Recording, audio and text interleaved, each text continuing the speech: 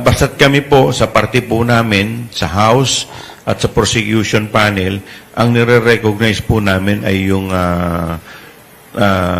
leadership po ngayon ni Senator Win Gatchalian. Hindi pa malinaw sa ngayon kung sino ang preside dun sa impeachment trial. Kasi based po dun sa dating rules, pagka ang presidente po ang nililitis sa impeachment, automatic ang Chief Justice. Pag hindi po ang presidente ng Pilipinas, all other impeachable officers like the Vice President, Ombudsman, members of the Supreme Court or Constitutional Commission, ang uupo dun ay yung Senate President. Pero naalala ko po nung nakaraang o nung huling session po ng Senado, inamyendahan po nila yung kanilang rules kung saan pagbobotohan nila kung sino ang uupo bilang presiding officer.